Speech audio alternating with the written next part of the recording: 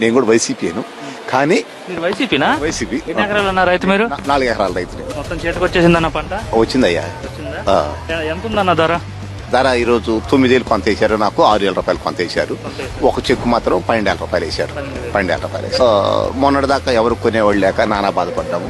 ఇంకా మా ఎదురు దయించి గవర్నమెంట్ ఈ రోజు మాకు చాలా మేలు చేసింది. అంటే ఇప్పుడు గవర్నమెంట్ పట్టించుకోకముందు ఎంత వేసేవాళ్ళు ఈ ధర? కొనలేదు ఎవరు, అసలు ఎవరు కొనలేదు.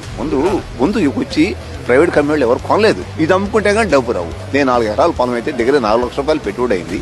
నేను ఈ రోజు గవర్నమెంట్ అమ్ముకున్నా తప్పితే ఎవరికి రూపాయి అమ్మలేదు, బయట అమ్మలేదు. ఇప్పుడైనా ఇలాగా గవర్నమెంట్ వచ్చేసి ముందుకు వచ్చి కొనడం జరిగిందా పొగాకు? లేదు, అంతమంది ఎవరు కొనలేదు. ఈ రోజు కొన్నారు. మేము ప్రభుత్వానికి కృతజ్ఞతలు తెలియజేస్తున్నాను. మాత్రం చంద్రబాబు నాయుడు గారు ఈ పని మాత్రం బాగా చేశారని నేను సంతోషంగా ఉంది. నాకు మాత్రం నేను కూడా వైసీపీను, కానీ ఇది మాత్రం రైతులకి చంద్రబాబు నాయుడుకి తెలియజేశారు. అంతవాడికి కన్ఫర్మ్, అందులో అభ్యంతరం లేదు. ఈ కొనపోతే పరిస్థితి ఏంది?